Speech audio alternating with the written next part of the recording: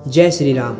दोस्तों, स्वागत है आपका फिर से एक और नए अध्याय में। दोस्तों, पिछले अध्याय में आपने सुना कि श्री राम ने वन में रहकर 14,000 राक्षसों का वध कर दिया था।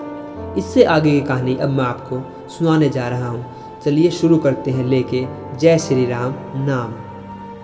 दोस्तों, कटुबंध का वध सुनकर राम नामक का राक्षस क्रोध से मूर्छित हो उठा और उसने मारीच राक्षस से सहायता मांगी।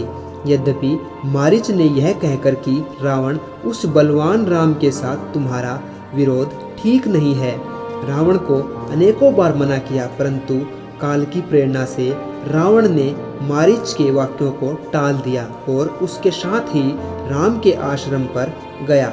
मायावी मारीच के द्वारा उसने दोनों राजकुमारों को आश्रम से दूर हटा दिया और स्वयं राम की पत्नी सीता का अपहरण कर लिया। जाते जाते मार्ग में विघ्न डालने के कारण अनेक जटायु नामक गिद्ध का वध किया। तत्पश्चात जटायु को आहत देखकर और सीता का हरण सुनकर रामचंद्र जी शोक से पीड़ित होकर विलाप करने लगे और उस समय उनकी सभी इंद्रियां व्याकुल हो उठी।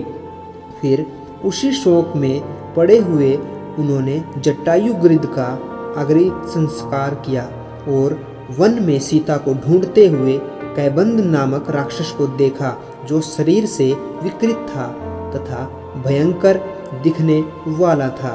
महाबाहु राम ने उसे मारकर उसका दाह किया, अतः वह स्वर्ग को प्राप्त हो गया।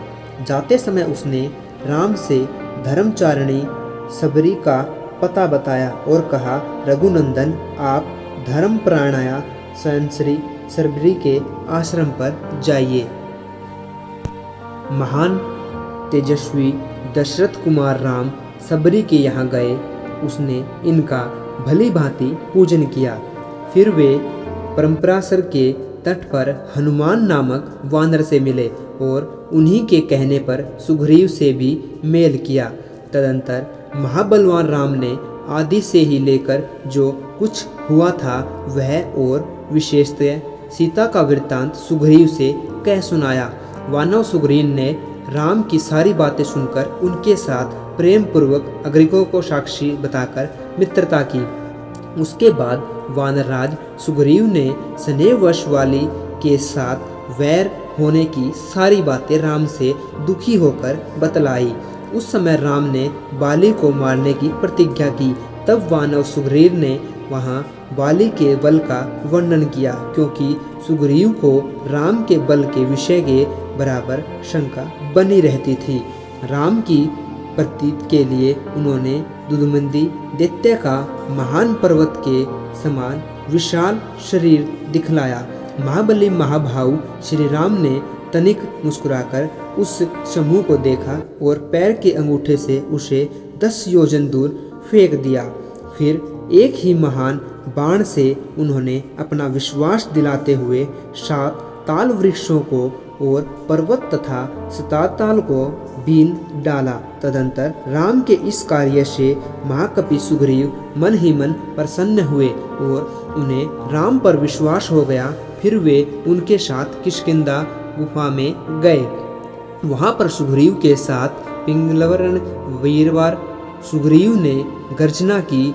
उस महान को सुनकर वानर राज वाली अपनी पत्नी तारा को आश्वासन देकर तत्काल घर से बाहर निकला और सुग्रीव से भिड़ गया। वहां रामवल्ली को एक ही वाण में मार गिराया। सुग्रीव के कथानुसार उस संग्राम में वाली को मारकर उसके राज्य पर राम ने सुग्रीव को ही बिठा दिया। तब उस वानरराज ने भी सभी वानरों को बुलाकर जानकी का पता लगाने के लिए उन्हें चारों दिशाओं में भेज दिया कि कहीं पर तो माता सीता का पता लगेगा, तुम सभी दिशाओं में जाओ और माता सीता का पता लगाओ। संपाति नामक गिद्ध के कहने से बलवान हनुमान जी 100 योजन विस्तार वाले सार समुद्र को कूदकर लांग गए। वहां रावण पालित लंकापुरी में पहुंचकर उन्होंने अशोक वाटिका में सीता को चित्रगर्भ देखा। तब उन विहेंद्र को अपनी पहचान देकर राम का संदेशा सुनाया और उन्हें सांत्वना देकर उन्होंने वाटिका का द्वार तोड़ डाला। फिर 5 सेनापतियों और 7 मुनि कुमारों की हत्या कर वीर अक्षकुमार का भी पूछमर निकाला। इसके बाद वे पकड़े गए जानबूझकर। ब्रह्मा जी के फिर हनुमान जी ने जो वहाँ पर दुख हो रहे थे उनको सहा और स्वयं को बांध लिया और स्वेच्छा से राक्षसों का जो अपराध था वो सहते रहे। फिर हनुमान जी लंका को जलाकर हनुमान जी राम को प्रिय संदेश सुनाने के लिए लंका से लौट आए। फिर श्री राम के पास हनुमान जी पहुंचकर श्री राम जी को यह विश्वास दिलाया कि मैंने सीता माता का दर्शन किया है। इसके बाद सुग्रीव के साथ भगवान राम ने महासागर के तट पर जाकर सूर्य के समान तेजस्वी बाणों से समुद्र को शुद्ध किया। तभी समुद्र देव वहां पर प्रकट हुए और समुद्र के ही कहने पर राम ने नल से पुल निर्माण करवाया। फिर उसी पुल से लंकापुरी में जाकर रावण को मारा। फिर सीता से मिलने पर राम को बड़ी प्रसन्नता हुई। तब भरी सभा में सीता के प्रति वे मर्मभेदी वचन कहने लगे।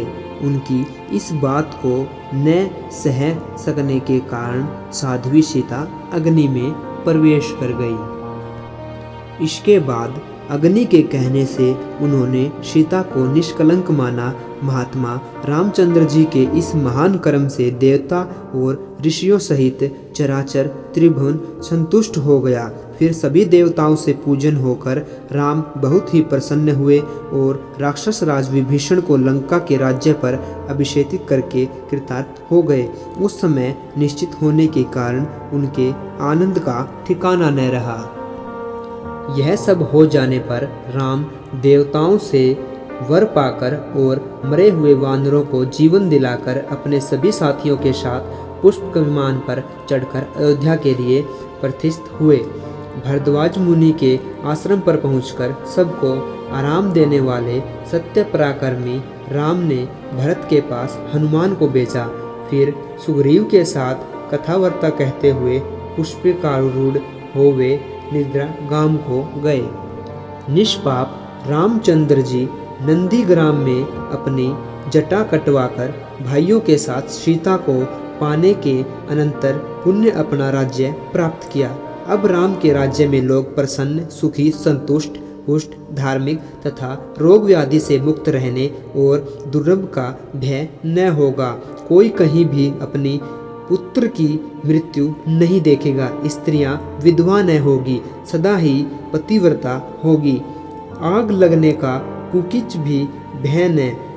कोई प्राणी जल में नहीं डूबेगा। वात और ज्वर का भय थोड़ा भी नहीं रहेगा और फिर चोरी का डर भी जाता रहेगा। राष्ट्र धन धान्य संपन्न होंगे। सत्य युग की भांति सभी लोग सदा प्रसन्न होंगे। यशस्वी राम बहुत से सौगुणों की दक्षिणा वाले 100 अमेघ्य यज्ञ करेंगे। उसमें विधि पूर्वक विद्वानों को 10,000 करोड़ 1 खरब गो और ब्राह्मणों को अपरिमित धन देंगे और 100 गुणों राजवंशों की स्थापना करेंगे। संसार में चारों वर्ण को वे अपने अपने धर्म में नियुक्त रखेंगे।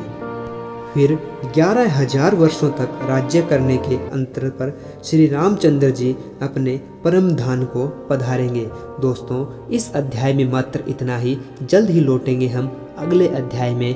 तब तक के लिए चैनल को कीजिए सब्सक्राइब ताकि जल्दी से अगली वीडियो का नोटिफिकेशन आप तक पहुंच सके।